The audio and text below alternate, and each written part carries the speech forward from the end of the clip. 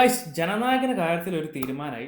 Censor board ഇത് തള്ളി തള്ളി തള്ളി തള്ളി നമ്മുടെ ഇലക്ഷൻ പ്രഖ്യാപിക്കുന്നവരെ ഇതുവരെ ഇത് തള്ളും. രണ്ടാമത്തെ കാര്യം, ഇലക്ഷൻ പ്രഖ്യാപിച്ചു കഴിഞ്ഞാൽ പടം റിലീസ് ചെയ്യാൻ കഴിയില്ല. ഇലക്ഷൻ കഴിഞ്ഞിട്ട് റിലീസ് ചെയ്യാം. എന്റെ മനസ്സ് പറയുന്നത് ഈ വർഷം 2026 TVK എന്ന് വെച്ചാൽ വിജയുടെ പാർട്ടി ജയിക്കുന്നതാണ്. കാരണം എന്താ വെച്ചാൽ, ഒന്ന് പുള്ളിയുടെ ഫാൻ പവർ, രണ്ടാമത്തെ കാര്യം സ്റ്റാലിന്റെ ആൾക്കാർ തന്നെ ആണെങ്കിലും അല്ലെങ്കിൽ നോർമൽ ആൾക്കാരും ഒന്ന് വിചാരിക്കും ഒരു മാറ്റം വന്നാലോ അല്ലെങ്കിൽ ഇയാൾക്ക് ഒരു അവസരം കൊടുത്താലോ. അപ്പൊ എന്റെ മനസ്സ് പറയുന്നത് മേ ബി 2026 വിജയ് തന്നെയായിരിക്കും CM. Stalin is very very powerful, അതൊന്ന് ഉറപ്പിച്ച് പറയാൻ പറ്റത്തില്ല.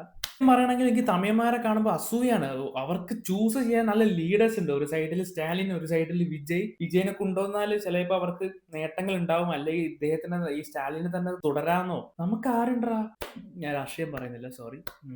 സോ നിങ്ങൾക്ക് എന്താ തോന്നുന്നത്? ജനനായകൻ ഈ അടുത്ത് റിലീസ് ആവുമോ, അതോ 2026 തളപതി വിജയ് ആയിരിക്കും CM, ഓർ സ്റ്റാലിൻ ആണോ CM? നിങ്ങളുടെ വിലയേറെ അഭിപ്രായം താഴെ കമന്റ് ചെയ്യുക. അടുത്ത വീഡിയോ കാണുന്നവരെല്ലാവരും